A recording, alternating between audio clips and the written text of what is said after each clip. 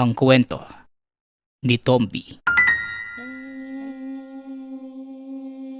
Ang kwentong ito ay hango sa totoong buhay. Mula ito sa isa nating tagapakinig. Karanasan ito ni Pedro. Walang eksaktong taon. Probinsya ng Siquijor. Nang mga panahong ito, 25 taong gulang pa lamang si Pedro. Kakapasok pa lamang bilang sundalo. Bata pa lang, pinapangarap na nito ang propesyon dahil na din sa ama na dating kasapi ng mga rebelde. Ngunit bigla na lang itong nawala. Hindi na muling bumalik. Ipinangako ng binatang siya mismo ang tutugis sa ama pagdating ng araw. Nang mga oras na ito, umuugong ang tenga ni Pedro dahil sa lakas ng pagsabog. Hindi rin ito maigalaw ang katawan. Nalamog ito nang tumama sa puno ang likod. Nanlalabo man ang paningin. Pinilit ng binatang tumayo. Ngunit ayaw makisama ng mga paa. Nakita ni Pedro ang ilang kalalakihan na may dalang itak. Nilalapitan ng mga ito ang mga kasamahan. Sinisiguradong walang mabubuhay. Napapikit na lamang ang binata. Tinanggap na ang kapalaran. Mukhang di ko na yata matutupad yung pangako ko sa iyo, Taya. Hanggang dito na lang siguro ako. Wika ng binata sa isipan. Nararamdaman nito ang yapak na mga paa ng kalaban. Idinilat ni Pedro ang mga mata. At mga magsasalita pa nang bigla itong tutukan ng itak sa leeg ng isa sa mga kalalakihan. Huwag kang gagalaw. Makakasama sa iyo ang pagkilos. Mga kasama, nandito na ang hinahanap natin. Pero mukhang matindi ang pinsala sa katawan nito. Pinagtulungang buhati ng mga kalalakihan si Pedro. Nawalan ito ng malay. Hindi na nalaman ng binata kung saan siya dinala. Nagising na lamang ito sa loob ng isang kubo. Nakabenda ang buong katawan. At nang magtangkang bumangon, napansin itong nakatali ang mga kamay. Kalma lang, bata. Hindi ka pa pwedeng kumilos. Huwag kang mag-alala. Nasa ligtas na lugar ka. Teka, bakit niyo ba ako dinala dito? Anong kailangan niyo sa akin? Hindi ako ang may kailangan sa'yo, kundi si Supremo. Pero hindi ka pa pwedeng tumayo. Kaya magpagaling ka muna. Saka kahaharap sa kanya pag nasa maayos na kondisyon na ang katawan mo. Nasaan ba ako? Hindi ko pwedeng sabihin. Sa ngayon, mapanatag ka na walang mangyayaring masama sa'yo. At hindi kami kalaban. Hindi kalaban? Mga rebelde kayo ah. Paano mong nasabi na hindi kayo kalaban? Tinambangan nyo nga kami. At pinagpapatay pa ang mga kasama ko. Kailangan yon, bata. Para walang makalam ng totoo naming pakay. Saka itatama ko lang yung sinabi mo. Hindi kami rebelde. Sige na, magpahinga ka na muna. Maya-maya darating na ang pagkain. Kumain ka at magpalakas. Dahil kakailanganin mo yon. Matapos ito, lumabas ng silid ang binata. Muli namang nahiga si Pedro.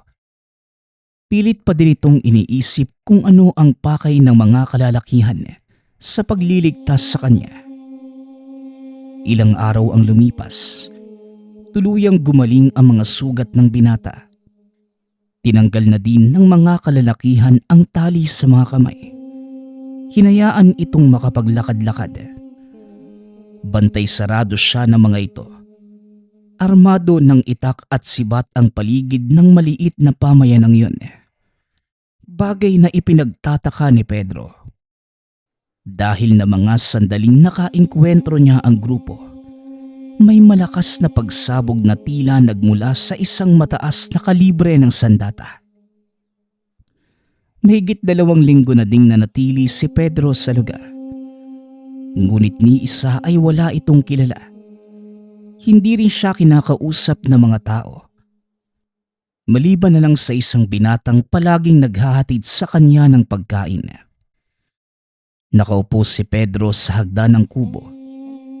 Nang lapitan ito ng binatang si Nonoy, may dala itong tasa ng mainit na kape at ilang pirasong nilagang kamote. "Nagmerienda ka muna, bata. Medyo maaga pa para sa hapunan. Ano, kumusta na ang mga sugat mo?" "Medyo maayos na. Salamat nga pala, Nonoy, ha. Pero hindi mo pa din sinasagot yung matagal ko ng tanong sa'yo. Bakit niyo ba ako dinala dito? At sinong nag-utos?" "Pasensya na, Pedro. Pero hindi ko talaga pwedeng sabihin yung dahilan eh. Kabilin-bilinan ng pinuno namin na antayin siya mismo ang magsabi nito sa'yo." Ay nako, nababagot na tuloy ako. Kung hindi lang dahil sa mga batang nakikipag-usap sa akin, malamang nabaliw na ako rito eh. Mabuti na ang ganoon, Pedro. Kesa malason palalo ang isipan mo sa mga maling nadidinig mo sa lipunan. O sige na, mauna na muna ako dahil may lakad kami na mga kasama ko. Magagabi na. Saan naman kayo pupunta?" "Hindi ko rin pwedeng sabihin. Sige na, aalis na ako." Teka, sandali lang. Pwede ba akong sumama?" "Sa ngayon hindi pa. Pero antayin mong makausap ka ni Supremo. Dahil siguradong nananawa ka na ng ikot sa kagubatan eh." Matapos ang pag-uusap na yon, nagbadali nang umalis si Nonoy. Tinawag na ito ng mga kasamahan. Pumasok na din sa kubo si Pedro at pinili na lamang magpahinga. Nakaidlip ang binata ng hindi namamalayan. Nagising na lamang ito nang madinig ang ingay ng ilang kalalakihan na tila nagkakagulo. Dali-daling lumabas si Pedro. Nakitang pinagtutulungang buhatin ng mga taga-nayon ang ilang katawan ng mga kasama ni Nonoy. Nanlaki ang mga mata ng binata nang makita nitong sugatan si Nonoy habang pinapasan ang isa pang kasamang naputulan ng paa. "Nonoy, anong nangyari sa kanya? Bakit kayo sugatan?" "Walang ya. Tinambangan kami ng grupo ng taong labas habang nagpapatrolya. Ilan na sa amin ang nalagas." "Makakatulong ako.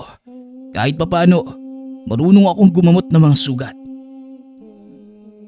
Tapos ng kursong medisina ang binata. Ngunit hindi ito nagpatuloy sa pagdodoktor. Pinili nito na maging sundalo upang hanapin ang nawawalang ama. "Kakailanganin ko ang lahat ng tulong na makukuha ko ngayon. Wala kami mga doktor. Lahat ng nalalaman namin, paunang Lunas lang, Pedro. Kaya gawin mo ang nararapat." "O sige, dalhin niyo sila sa mga bahay pagamutan. Maghanda kayo ng mainit na tubig, malinis na tela, at mga kasangkapan sa pagtatahi ng sugat." Dali-daling kumilos si Nonoy. Pagkabalik nito, dala na ang hinihinging gamit ni Pedro. Hindi naman na nag-atubiling magsimula ang binata. Habang nanggagamot, pinagmamasdan lamang ito ni Nonoy. "Alam mo, hindi nga nalalayo ang ugali mo kay Supremo." "May sinasabi ka ba, Nonoy?" Wala naman. Sige na, ituloy mo lang ang ginagawa mo, Pedro. Pasensya ka na sa abala ha." "Walang anuman. Patapos na ako. Isang tao na lang ang kailangan kong gamutin. Kaya mahiga ka na nang matapos na ako." Nahiga si Nonoy. Nilinis ni Pedro ang sugat nito. Namangha si Nonoy sa talento ni Pedro. Hindi niya akalaing ganong kahusay sa larangan ng medisina ang binata. Teka, saan mo naman natutunan ang lahat ng to? Hindi biro ang ganitong kaalaman, Pedro ah. Sabihin na lang natin na nakikinig ako sa guru ko nung nag-aaral pa ako. Mas sikreto ka din pala. Hindi naman. Lahat ng inilapat kong kaalaman, batay sa pagsasanay na pinagdaanan ko noon. Ang pangkat ko, binubuo ng hindi pangkaraniwang mga sundalo. May abogado, doktor, arkitekto, guro, mga propesyon na kung tutuusin. Taliwas sa larangang pinasok namin. Pero heto kami, itinataya ang buhay para sa bayan. Bakit mo nga pala naisipang magsundalo kung hindi mo mamasamayin ang tanong ko? Bahagyang natigilan si Pedro. Personal ang dahilan nito kung bakit pumasok bilang sundalo. Sensitibo ang dahilan ko, Nonoy. Dahil sa isang taong minsan kong tiningala. Isang marangal na sundalo pero tinalikuran ng paglilingkod sa bayan para maging rebelde. Ganun ba? Nakakalungkot naman. Kaano-ano mo ba yung taong ito? At ganun na lang yung pagnanais mong mahanap siya. Umabot ka ba talaga sa puntong iniwanan mo ang pangarap mo para lang sa kanya? Ngumiti si Pedro, sabay iling. Ayos ka din no? Tinatanong mo ko ng mga bagay na tungkol sa akin. Pero hindi mo nga masagot yung mga tanong ko. Pasensya na. Napag-utusan lang ako. Salamat nga pala sa pagtulong mo sa amin ha. Matanong ko lang, bakit mo naman yung ginawa? Ang alin ba? Yung tulungan kayo? Di ba nga sabi ko, isa akong doktor. Wala pa nga lang lisensya. Kahit na. Binihag ka namin at napatay ang mga kasamahan mo. Walang pinipiling tao ang propesyon. Kaya kalaban o kakampi. Basta nangangailangan ng tulong, tutulungan ko. Hangal ka nga kagaya ni Supremo. Biglang natigilan ang binata na mapagtantong nadulas na naman ito. Magsabi ka nga sa akin ng totoo, Nonoy. Sino ba tong Supremong kaninong mo pa binabanggit? Saka bakit mo siya inihahambing sa akin? Nako, naloko na. Ay nako, bukas malalaman mo. Darating ang pangkat. Mula sa kabilang himpilan. Makikilala mo na ang taong tinutukoy ko. Talaga bang di mo pwedeng sabihin sa akin kung sino yung taong yun? Pasensya na ha. Hindi talaga pwede, Pedro eh. Baala ka na nga. Sige na, magpahinga ka na. Nang mabilis maghilom yung mga sugat mo. Napatango lamang si Nonoy. Matapos lumabas na si Pedro sa kubo. Habang naglalakad, pabalik sa tinutuluyan. Sinalubong ang binata ng ilang kalalakihang natulungan. Nagpasalamat ang mga ito. Nag-abot ng mga basket ng prutas at kung anong makakain. Napangiti si Pedro. Nagpasalamat sa mga tao. Nang umalis na ang mga ito, nagpatuloy na si Pedro sa pagpasok ng kubo. Ngunit naantala ito muli nang tawagin siya ng isang matandang babae. Sandali lang, iho. May gusto sana akong ibigay sa'yo bilang pasasalamat sa pagliligtas sa buhay ng aking anak. Wika ng matanda. Inilahad ang kamay. Ipinakita ang kwintas na gawa sa itim na tali. Naku nanay, di na po kailangan. Ginawa ko lang po ang dapat. Sigurado kung sino man po yung anak ninyo.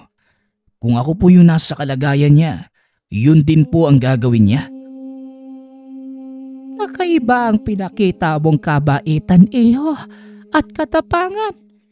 Nasa lugar ka ng mga taong itinuturing niyong kalaban, ngunit nagawa mo pa ding tumulong.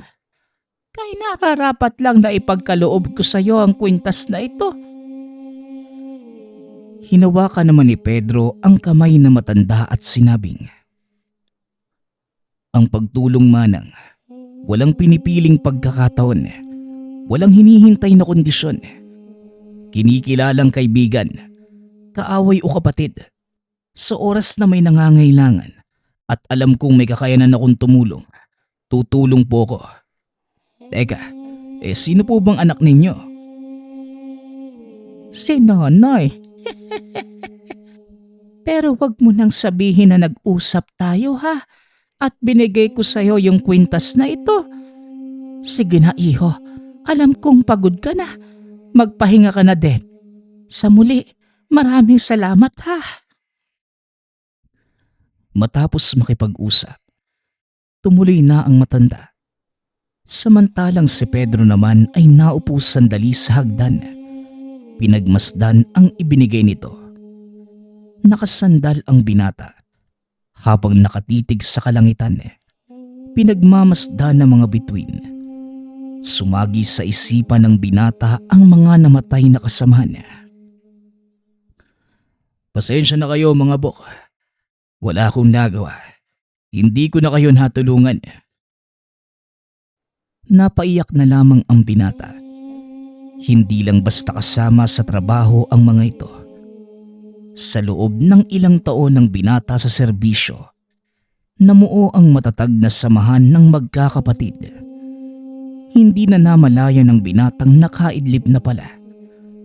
Habang naglalakbay ang diwa, nagising na lamang ito kinabukasan nang madinig ang boses ng mga taong nagsisigawan. Pagdilat ng mga mata, nakita niya ang pangkat na mga kalalakihang sakay ng kabayo. Papasok ang mga ito sa nayon. Nakatakip ang mga muka. Kaya lumapit ang binata para makilala ang mga dumating. Mabuti naman at nagising ka na. Nandito na sila Supremo. Mas makakabuti kung doon ka na lang mag-aantay sa kubo mo. Kusa naman siyang pupunta doon. Wika ni Nonoy. Ngunit tumanggi si Pedro. Hindi na, Nonoy. Mas mabuting salubungin ko siya. Nang sa gayon, maipakita ko ang respeto sa kanya. Kung sa bagay. O sige, ikaw ang bahala. Sandali lang at tutulungan ko silang ibaba ang mga dala. Nakitulong din si Pedro. Nadiskarga ang mga dalang probisyon mula sa kabilang kampo. Habang nagtatrabaho, napansin ni Nonoy ang suot na kwintas ng binata.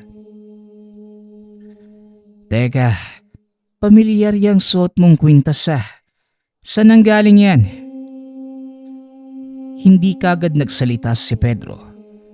Kaso nga lang, wala itong maisip na ibang palusot. Alam niyang nakita ni Nonoy ang lahat ng mga kagamitan na meron at wala sa mga yon ang kwintas.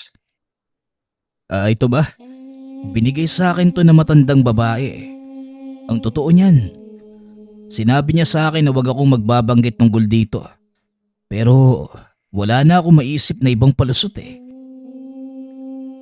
Teka, sinong matandang babae? Wala namang ibang nakakatanda dito sa lugar, kundi ang nanay ko. Pero matagal na siyang patay. Natigilan si Pedro ng ilang segundo. Teka, maaari mo bang ilarawan sa akin ang nanay mo? Matandang babae na may mga tattoo sa braso. Mahaba ang puro puti niyang buhok at may nakasabit na malong sa katawan. Yan ang karaniwan niyang kasuotan sa tuwing lalabas ng bahay. Bakit mo naman naitanong? Hindi makapagsalita si Pedro na mga sandaling yun. Dahil tugma sa paglalarawan ni Nonoy ang babaeng nagbigay sa kanya ng kwintas. Nakipag-usap ako sa patay at tumanggap ng regalo mula sa isang multo. Donoy, pasensya ka na ha. Baka isipin mong ginagawa kong biro yung tungkol sa nanay mo. Pero mukhang siya nga yung matandang nagbigay sa akin ng kwintas. Paano mangyayari yun? Matagal nang patay ang nanay ko. 2 buwan na simula nang salakayin kami ng mga tagalabas sa nayong ito.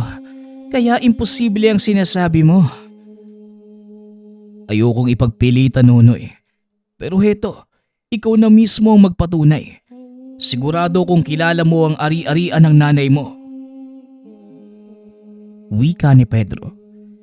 Iniabot ang kwintas kay Nonoy upang ipasuri at kinagulat ng binata ang sinabi nito. Ito nga, ang kwintas na nasa pangangalaga ng nanay ko. Pero paanong mapupunta ito sa'yo? Isinama niya sa hukay ang lahat ng gamit na meron siya. Hindi ko din alam, Nonoy. Pero sa palagay ko, multo ng nanay mo yung nagbigay sa akin ito eh.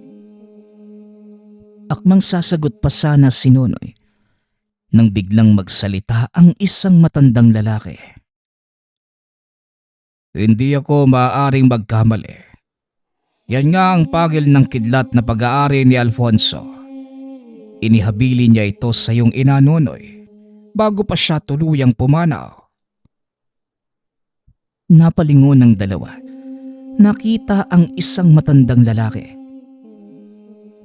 Supremo, maligayang pagbabalik. Siya nga po pala. Siya ang binatang pinapahanap niyo sa amin. Tinitigan na matandang nagngangalang Prudencio si Pedro na nooy nakikipagtitigan din sa kanya. Nakuha mo ang katapangan ng iyong ama. Pero sasabihin ko sa iyo, hindi ito ang lugar para gamitin yan, bata. Ako si Prudencio, ang pinuno ng kilusang ito. Isang bagay lang hong gusto kong malaman mula sa iyo. Bakit niyo pinatay ang mga kasamahan ko? At bakit niyo ako binihag? Mga kasamahan, pasensya ka na. Pero mukhang hindi na ipaliwanag sa iyo ni Nonoy ang lahat.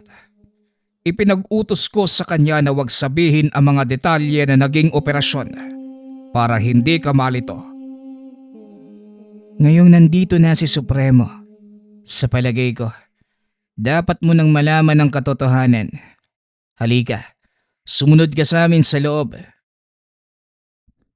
Naglakad papasok ng gubat ang 2 binata, kasama si Mang Prudencio. Narating na mga ito ang isang maliit na kubo. Ang lugar na ito ang siyang pinagdadausan namin ng mga pagpupulong. Walang ibang nakakapasok dito dahil sa proteksyong nakabalot sa paligid. Maniwala ka man sa hindi, nakikita mo lang ang kubong ito dahil suot mo ang kwintas ni Alfonso. Mamaya ko na ipapaliwanag ang tungkol dyan. Mas mahalagang malaman mo ang dahilan kung bakit namin pinatay ang mga kasamahan mo. Pumasok sa kubo ang 3. Laking gulat ni Pedro nang makita ang isa sa mga kasamahan. Noel, mabuti naman at buhay ka pa. Pero nakakalungkot lang dahil wala na ang mga kasamahan natin. Hindi naman sila ang dapat nawala kundi ikaw. Nagulat si Pedro sa sinabi ng kasama. Teka Noel, huwag kang magbiro ng ganyan. Bilang team leader, marami ka nang nalalaman. Natatakot yung mga nasa taas na baka magsalita ka tungkol sa mga operasyon. Kaya nagpa siya silang ipatumba ka na. Kaso naunahan kami ng mga rebelde. May mga tao sila sa loob at mukhang protektado ka nila. Normal lang na protektahan namin ang anak ni Mang Alfonso dahil malaki ang utang na loob ng samahan namin sa kanya. Kung hindi dahil sa taong yun, malamang matagal na kaming nawala ng pag-asa. Angkan nga kayo ng mga traidor sa bayan. wag mong tatawaging traidor ang tatay ko. Hindi mo alam ang totoong nangyari. Kaya wag mo siyang husgahan. Itinuring ko kayong kapatid at mga kaibigan. Pero hindi ko alam na kayo pala mismo ang papatay sa akin. Nakuha na din namin ang lahat ng impormasyon sa taong ito. Mas makabubuti na hindi na siya mabuhay. Sandali lang ho, Mang Prudencio. Pasensya na. Alam kong kayo ang pinuno ng grupong ito. Pero hihilingin ko sanang ibalato niyo sa akin ang taong yan. Kung hindi labag sa loob mo at sa tingin mo hindi ka uusigin ng iyong konsensya, sige, ikaw na ang tumapos sa taong ito. Hindi ho, Manong. Hindi ko siya papatayin. Gusto kong magpadala ng mensahe sa mga dati kong superior. Ibig mong sabihin ito, tatalikuran mo din ang gobyernong pinaglilingkuran mo, kagaya ng ginawa ni Alfonso. Alam kong may dahilan si tatay kung bakit siya sumanib sa mga rebelde. At siguro ito na yon. Kaya Noel, ikaw ang magsisilbing ehemplo sa mga taong nagtraidor sa tatay ko. Matapos matuklasan ang lahat, biglang nagbago ang pananaw ni Pedro sa pamahalaan. Noon pa man, may suspecha na ang binatang may maling nangyayari sa pamunuan ng militar. Isa ito sa mga dahilan kung bakit siya sumali sa institusyon. Mabuti naman at hindi ko na kailangang imulat ang isip mo sa mga nangyayari. Mukhang tadhana na ang nagdala sa iyo sa lugar na ito. Maligayang pagdating sa samahang binuo ng iyong ama. Wika ni Nonoy. Sabay abot ng kamay. Maraming salamat. Pero paano niyo nalaman yung plano ng mga kasama ko? May mga tauhan tayo sa loob at sila ang nagtimbre ng plano laban sa iyo. Alam mo ba ang totoong dahilan kung bakit balak kanilang patayin? Nasabi niyo na po, hindi ba? Marami akong nalalaman tungkol sa mga patagong operasyon ng mga militar. Mga patayang hindi nila itinatala na ibinibintang sa mga rebelde. Bahagi lang yan ng totoong dahilan, iho. Hawak ng iyong ama ang isang makapangyarihang kasulatan. Ito ay naglalaman ng makapangyarihang orasyon na pantawag ng kidlat at kayang lumika ng malaking bagyo na maaaring sumira sa sanlibutan. Natakot ang militar na gamitin ito ng iyong ama laban sa kanila. Nanlaki ang mga mata ni Pedro nang madinig ang mga sinabi ng Supremo. Orasyon? Nang dahil lang doon, pinatay nila si tatay? Hindi papatay ang iyong ama. Kasalukuyan siyang nagtatago. Maging kami, hindi namin alam kung nasan siya. Nagkakausap lamang kami kung kailan niya nanaisin. Buhay pa si Alfonso, iho. Pineke niya ang kamatayan para magawa ang misyong nakaatang sa kanya. Ang kwintaso na ito, anong kinalaman nito kay tatay? Ang batong nasa kwintas na yan, pangil ng kidlat. Yan ang nagsisilbing susi para mapagana ang orasyon. Kidlat? Talaga bang gising na ako? O nasa mundo pa din ng mga panaginip? Hindi ko kasi mapaniwalaan yung mga sinasabi niyo eh. Paanong mangyayari yun? Wala ngang kaalam-alam si tatay tungkol sa mga sinasabi niyo. Oo, tama ka. Wala ngang alam ang tatay mo pagdating sa lihim na karunungan. Ngunit nang ihabilin sa kanya ang kasulatan, dito nagbago ang buhay ng iyong ama. Tinutukan niya ang pag-aaral ng mga orasyon hanggang sa makabisado niya ito at nagawang gamitin. Ang totoo niyan, si Nonoy ang nag-iisang estudyante ng iyong ama. Gayunpaman, malaking katanungan pa din para sa akin ang kung paanong napunta sa iyo ang pangil ng kidlat na yan. Sa pagkakaalam ko, dinala ito ni nanay sa hukay. Hindi ko din alam, Nonoy. Siguro sa paglaon, mahanap din natin ang mga sagot sa tanong na yan. Sa ngayon, makampante tayong walang mangyayaring masama. Bago nyo pakawala ng dati mong kasamahan, Pedro, pag-isipan natin na magiging plano. Dahil hindi lang ikaw at si Nonoy ang maaaring puntiryahe ng mga kalaban, kundi ang buong nayon. Matapos ang pag-uusap, dinala nila Nonoy si Noel palabas ng nayon. Nakapiring ang mga mata habang naglalakad sa gubat upang hindi makita ang daanan. Mag-isang inihatid ni Pedro si Noel sa bukana ng gubat. Kinausap ito ng masinsinan. Alam kong sumusunod lang kayo sa utos at hindi ako naniniwalang magagawa sa akin to ng mga kasama natin. Bumalik ka sa himpilan. Sabihin mo ang mga nangyari. Paniwalain mo silang namatay ako kasama ng tropa. Huwag ka masyadong pakampante, Pedro. Hindi mo alam ang utak ng mga militar. At yaman din lang na alam mo na. Sasabihin ko sa iyo ang totoo. Hindi na sila ang kalaban mo. May isang tao sa likod ng lahat ng ito, Pedro. Makapangyarihan siya. At sa palagay ko namamanipula niya ang utak ng ating mga superior. Alam kong malabo ng paniniwalaan mo ang sinasabi ko. Pero yon ang totoo.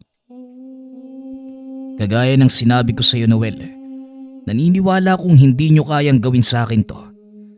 Sige na, umalis ka na. Hindi na nagsalita pa si Noel. Dali-dali itong tumakbo.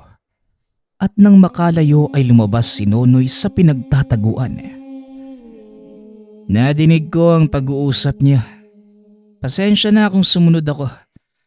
Siniguro lang ni Supremo ang kaligtasan mo. Alam kong hindi ka lubusang naniniwala sa mga sinasabi niya. Kaya mainam na din ang ginawa mo. Kailangan kong malaman kung sino ang taong sinasabi ni Noel. May tiwala ako sa kanila. Nararamdaman kong nasa akin pa din naman ang katapatan niya. Sa mga sumunod na araw, malalaman natin kung sino ang nasa likod nito. At kung talagang kaisa ko kayo, kailangan na nating magsipaghanda. Yun din ang sinabi ni Supremo. Kaya bumalik na tayo sa nayon. Marami tayong pag-uusapan. Muling bumalik ang dalawa sa kubo ni Mang Prudencio. Pinagpatuloy ang pag-uusap. Ikwinento na matanda kung paanong nag-umpisa ang lahat. Kagaya mo, Pedro, isa ding matapat na alagad ng batas ang iyong ama. Walang pagdadalawang isip itong sumusunod sa utos ng mga nakakataas. Ito ang dahilan kung bakit ka muntikan siyang mapahamak at tuluyang nagbago ang pananaw. Sabihin na lang natin na ang kaganapang ito ang siyang nakapagpamulat sa tatay mo. Yun nga din po ang ipinagtataka ko eh.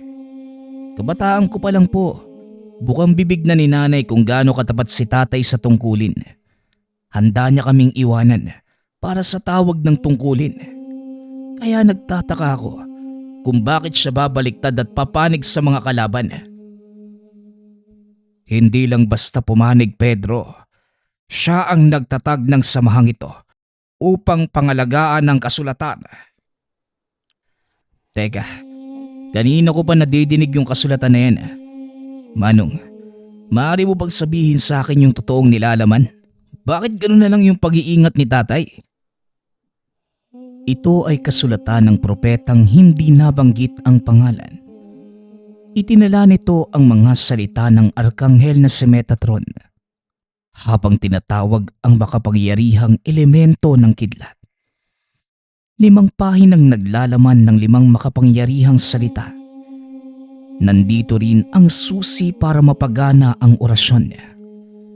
Sinasabi din na maaaring tumawag ng unos sa oras na makumpleto mo ang nakapaloob na aral sa aklat. Ito ang ginagawa ni Mang Alfonso. Naperpekto ng iyong ama ang orasyon na tumatawag ng kidlat. Kaya kinatakutan siya ng mga sundalo maging ng mga taong labas dahil baka gamitin nila ang kapangyarihan nito laban sa kanila. Lubang malinis ang intensyon ng iyong ama. Sa kabila ng malakas sa kapangyarihang taglay, nanatili itong mapagkumbaba. Ngunit nalaman ito ng mga taong sakim sa kapangyarihan. Hinangad nilang makuha ang kasulatan sa iyong ama at ito ang dahilan ng kamuntikan niyang pagkamatay. Pero paano napunta kay tatay ang kasulatan? Hindi ba sinabi niyo na itinago niya ito? Nagkaroon ng operasyon sa kabundukan. Mga ilegal na minero ang kanilang punteriya dahil may natuklasang deposito ng ginto sa kabundukan. Hindi kalayuan sa kinaroroonan natin.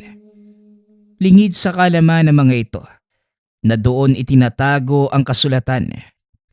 Nagawa nilang pigilan ng mga minero at para masigurong walang naiwan sa loob, tinignan ito ng iyong ama at doon niya nakita ang tabletang gawa sa tanso.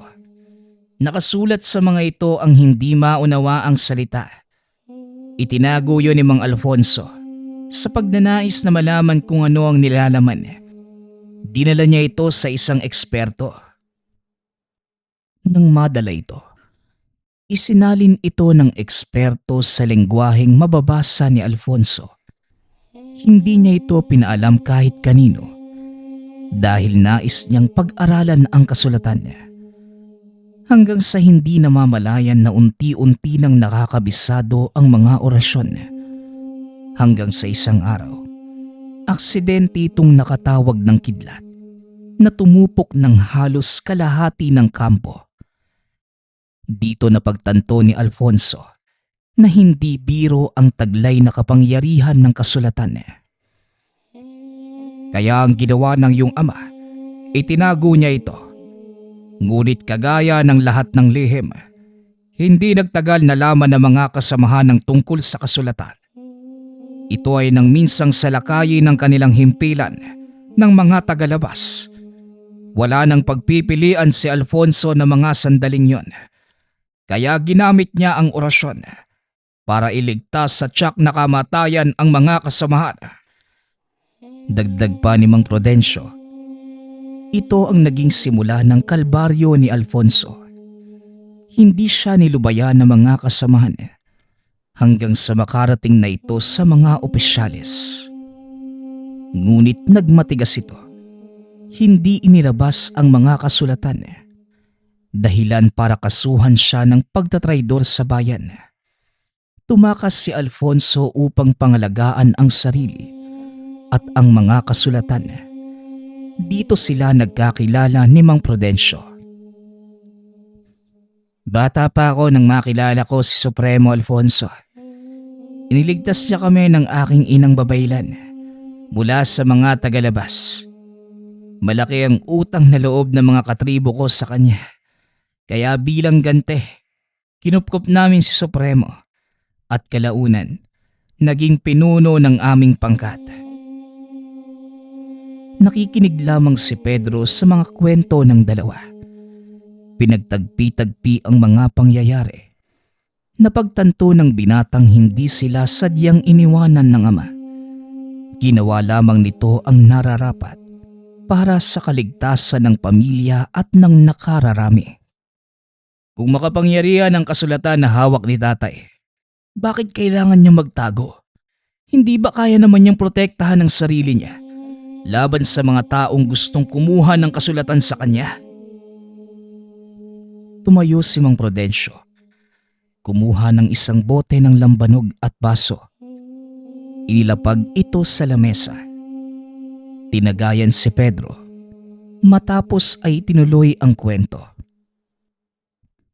Tama ang sinabi mo. Kaya ng tatay mo na protektahan ang sarili. Ngunit ang kapangyarihang taglay ng mga kasulatan, elemento ng kidlat, maaari niyang tawagin ng mga ito, pero hindi niya kontrolado kung saan maaaring patamain. Kaya mas pinili niyang lumayo kesa marami ang madamay kung sakaling gagamitin niya ito. Hindi po ba? Sinabi niyo sa akin na naging mag-aral ni tatay si Nonoy.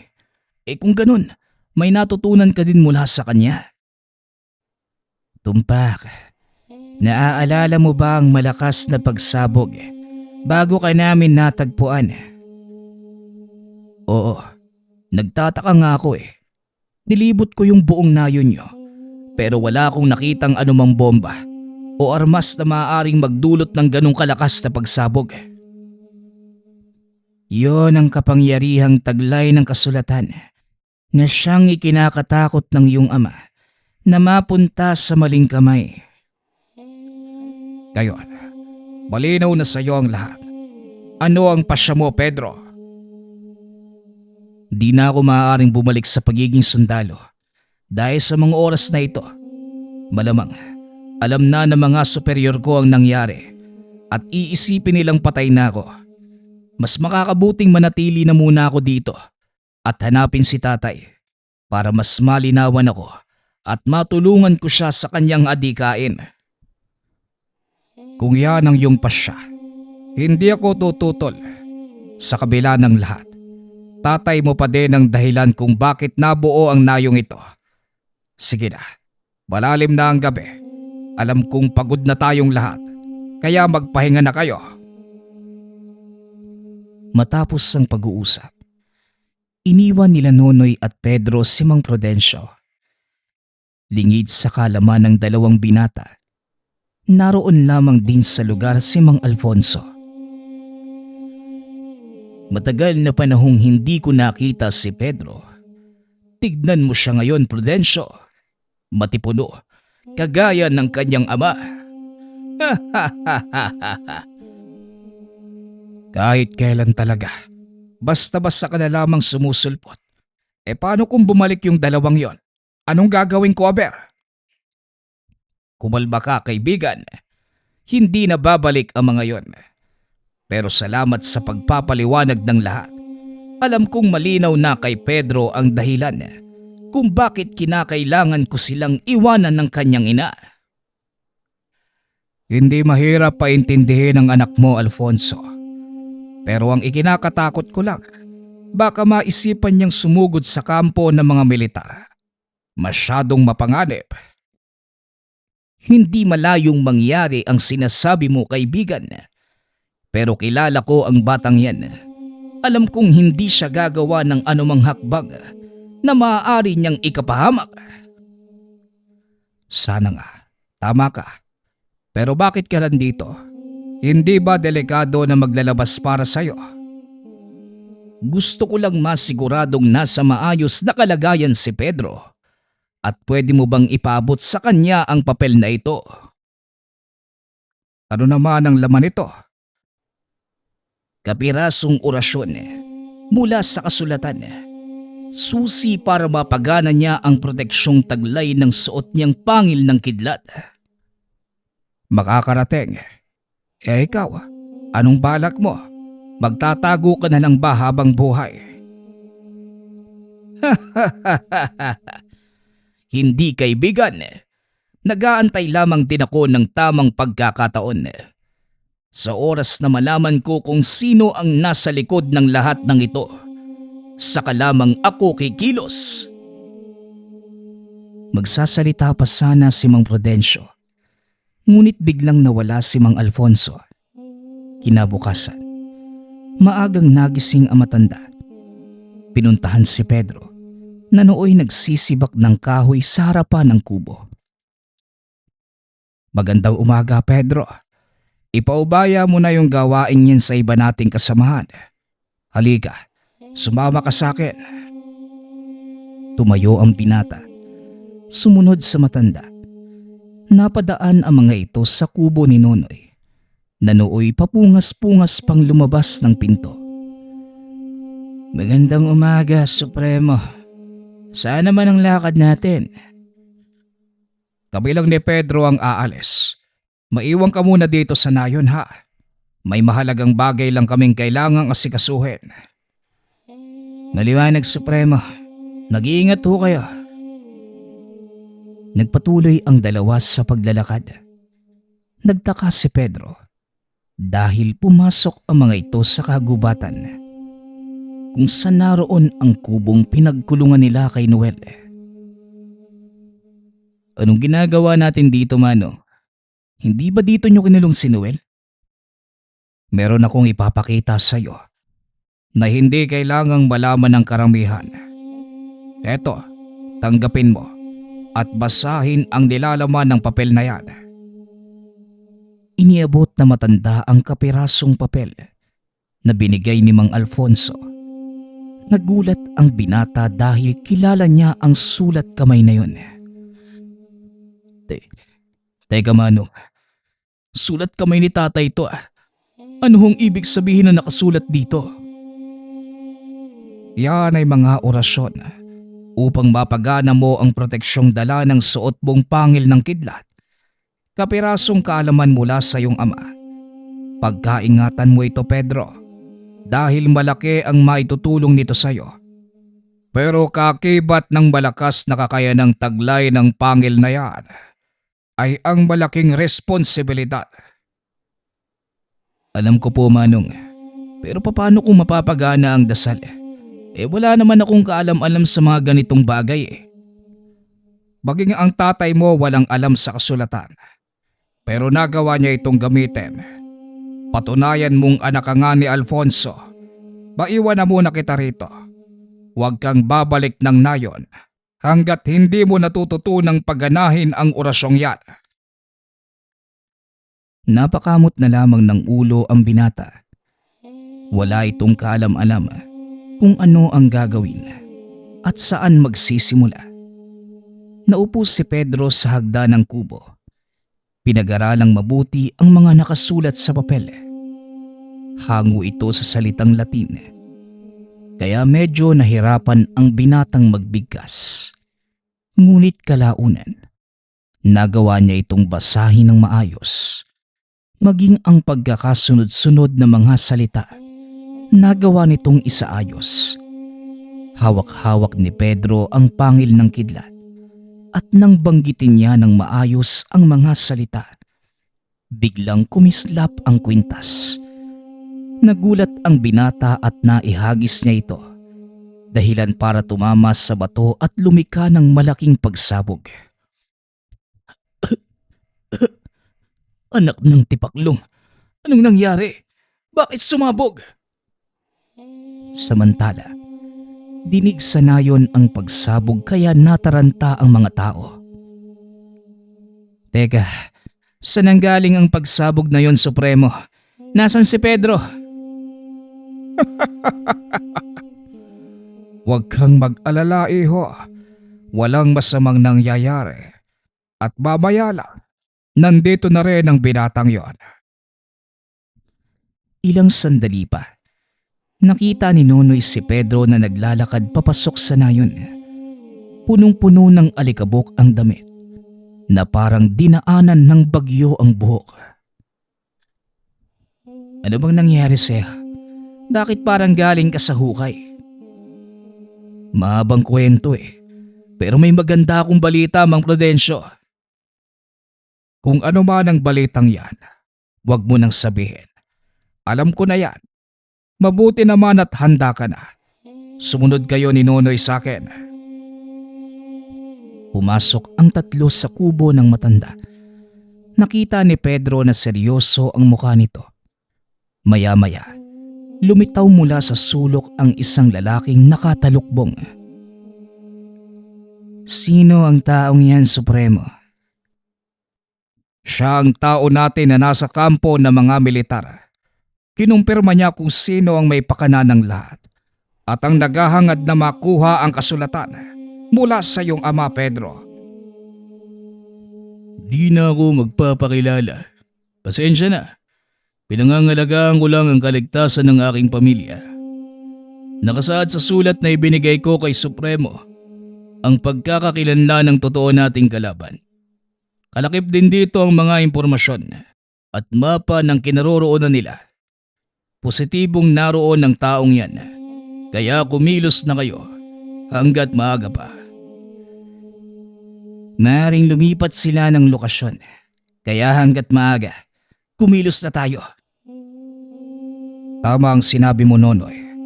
Pedro, handa ka na bang sagupain ang totoo mong kalaban? Hindi ako sigurado pero nandito na tayo. Mabuti kung ganon. Ipunin ko ang mga kasama natin at magpaplano ng pagsalakay sa lalong madaling panahon. Kailangan ng wakasan ang kaguluhang ito. Masyado ng maraming nadadabay. Pag-uusap ng tatlo. Matapos ibigay ang impormasyon, mabilis na umalis ang lalaki. Hindi na nagtanong pa si Pedro. Nauunawaan itong mapanganib kung malaman ng karamihan ang pagkatao nito. Kinahapunan. Nang masigurong handa na ang lahat, nagsimula ng kumilos si Nonoy kasama si Pedro. Nagpaiwan sa nayon si Mang Prudencio. May hinihintay pa itong dumating. Ilang kasamahan mula sa kabilang nayon. Huwag kang mag-alala. Biyasa sa pagtugis ang mga kasama ko. Mga ngaso sila mula sa tribo na sinanay simula pagkabata para sa ganitong trabaho. Mabuti kung ganun. Dahil kakailanganin ko ang kagaya nila sa misyong to. Kailangan nating matunto ng kinaroroonan ng kalaban bago pa man nila malamang naroon na tayo. Sinundan nila ang direksyong binigay ng espiya. Narating ang isang maliit na pamayanan. Napapaligiran ito ng matataas na bakod na gawa sa kawayan. Sa pasukan, may mga nagbabantay na armadong kalalakihan. Mukhang napakadami nila. Iilan lang tayo. Kaya huwag kayong magsasayang ng oras. At hanggat maaari, huwag tayong gagawa ng ingay. Umabante ang mga ito ng marahan, papunta sa pasukan ng kuta. Gamit ang sumpit ay tinira ang mga bantay ng mga balang may malakas na pampatulog. Hindi man lamang namalayan ng mga tao sa loob na nakapasok na ang grupo ni Pedro. Sumunod ang dalawa. Nang makapasok, walang pagdadalawang isip na pinagbabaril ng binata ang mga kalaban. Nataranta ang lahat. Lumabas mula sa isang kubol ang matandang lalaki na nakasuot na magarang kasuotan. Anong kaguluhan ito? At sino naman kayong mga pangahas na nanghimasok sa aking munting kampo? Gabi ang dapat magtanong sa iyo ng ganyan. Anong kailangan mo sa gubat na ito? Sandali lang. Pamilyar ka sa akin, bata. Hindi ba't ikaw ang anak ni Alfonso? Yung taong nagtago ng kasulatan. Ano naman sa'yo ngayon kung ako nga ang taong yun? Tignan mo nga naman. Hindi ko na pala kailangang lumayo. Tama nga ang payo sa akin ng isang kaibigan. Kapag nangangaso, kailangan mong hanapin ang anak. Dahil kung nasa nito, siguradong naroon din ang mga magulang. Ngayon, sabihin mo sa akin kung nasa ng iyong ama. Pasensya na, pero hinahanap ko din ang tatay ko. Matigas talaga ang ulo ng taong yan. Bakit hindi na lang niya isuko ang kasulatan sa akin? Wala naman siyang pakinabang doon. Kung ako si tatay, hindi ko din ibibigay sa iyo ang kasulatan. Alam niyang hindi mabuti ang hangarin mo. Hindi mabuti. Masama bang gamitin ang kapangyarihan ng kidlat upang pamunuan ng isang naghihingalong bayan? Hindi demokrasya ang kailangan ng bansang ito, iho, kundi kamay na bakal na may kaunting kidlat. Kayon, malinaw na sa akin ang pakay mo. Kilala na kita sa wakas, kaya wala ka ng takas.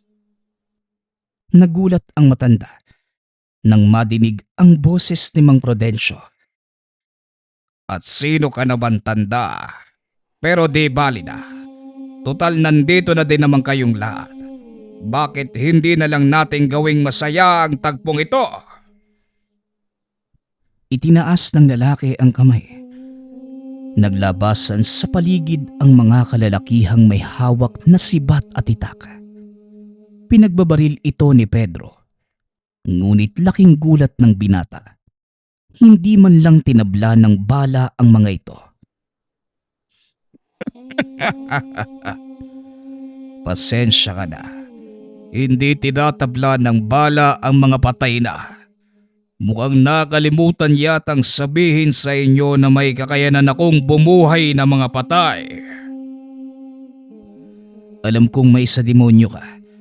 Nasabi na sa akin ng isa sa mga kasama ko ang tungkol sa iyo.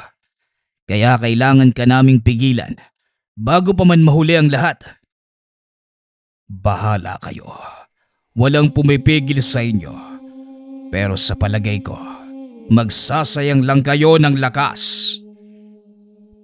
Ikinumpas ng lalaki ang mga kamay. Sumugod ang mga alagad nito. Sumugod din si Nonoy, kasama ang ilan sa mga katribo. Naiwan sa tabi ni Mang Prudencio si Pedro. Pinagmasdang lumaban ang kaibigan. Ang taong yan, si Leandro. Manggagaway ang taong yan. Kaya may kakayanan siyang bumuhay ng patay. Ito ang hindi ko pinaghandaan. Delikado tayo. Isang maling galaw lang.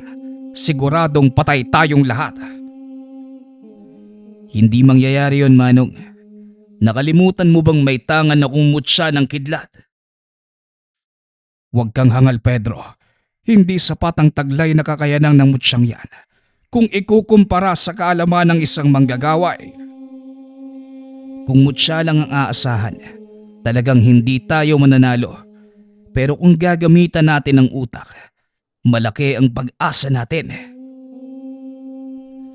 Dali-daling tumakbo si Pedro papunta sa likod ng mga kalaban. Inuusal ang mga dasal na nagpapagana sa tangang mutya. Matapos ibinato ito pay taas, nagtago sa nakatumbang puno. Sinagawan din ito si Mang Prudencio at Nonoy na magsipagtabi. Saktong nakatalon palayo sa lugar si Nonoy nang biglang tamaan ng kidlat ang inihagis ni Pedro. Bumulusok ito papunta kay Leandro na naging dahilan ng agaran nitong pagkatusta. Ngunit hindi pa doon nagtatapos ang labanan. Mula sa mga abo, muling sumibol ang matanda. Wala din bang nakapagsabi sa iyo na hindi ako mapapatay ng pangkaraniwang kidlat? Naloko na. Anong gagawin natin ngayon? Magsasalita pa lamang sana si Mang Prudencio nang biglang bubulusok ang malakas na kidlat mula sa kalangitan. Paulit-ulit itong tumama sa kinatatayuan ni Leandro, ngunit muli lamang itong nabubuhay. Mukhang nagsasayang lang tayo ng oras. Hindi mamamatay ang taong yan. Tama ka, Nonoy. Tumakas na tayo. Kailanman, walang nakakapatay sa anino. Hanapin niyo ang totoo niyang katawan. Sa ganoong paraan, matatalo niyo ang isang manggagaway. Nagulat si Pedro nang madinig ang pamilyar na boses. At nang lingunin, nakitang nakatayo sa tabi ni Mang Prudencio ang ama.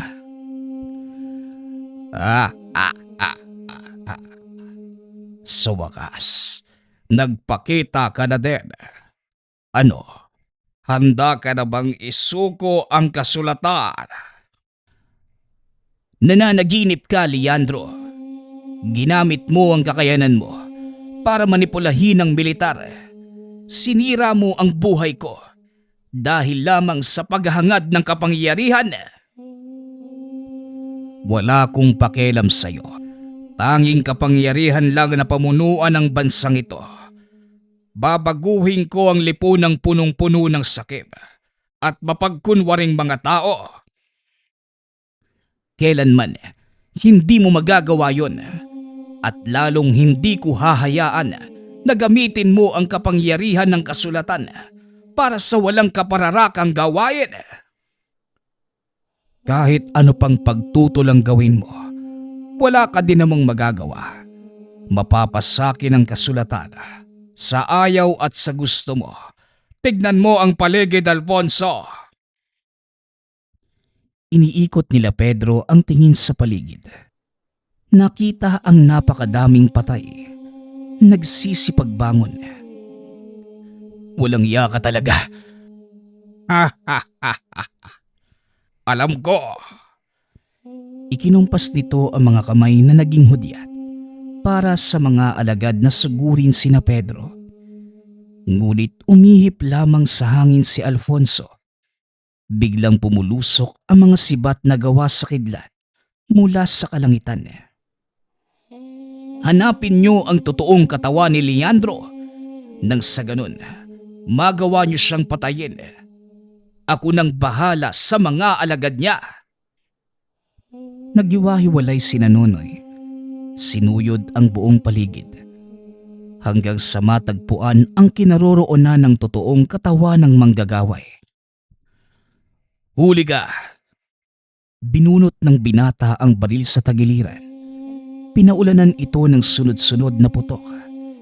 Biglang nagsipagsigawan ang mga patay na bumangon. Muling nagkandalusaw ang katawan. Walang hiya ka. Paano mo ko natuntun? Simple lang. Walang ibang punong nakapaligid sa lugar na ito, kundi mga sibukaw. Nakita ko nag-iisang puno ng balete at alam kong hindi yon pangkaraniwan. Matalino ka, pero malaking pagkakabali ang pagpapakita mo sa akin.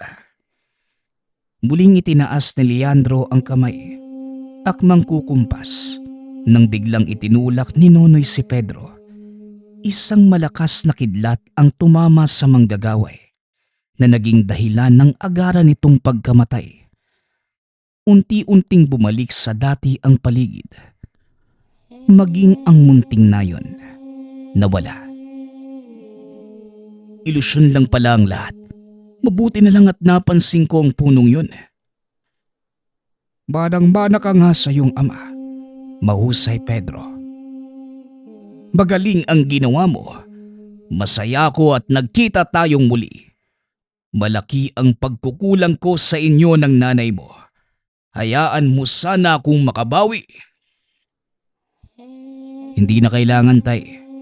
Naiintindihan kong tawag ng tungkulin ng ginawa mo. At siguradong mauunawaan ka ni nanay kung bakit mo kami iniwan. Tapos na ang misyon ko. Oras na para umuwi. Matapos ang kaganapang yun, bumalik sa himpilan sina Pedro at Alfonso para linisin ang pangalan. Kagaya ng inakala, nasa ilalim nga ng kontrol ni Leandro ang mga opisyal. Kaya ipinag-utos ng mga ito ang kamatayan ni Pedro. Nagawang makabalik sa serbisyo ng binata. Samantalang ang ama naman, nagretiro na.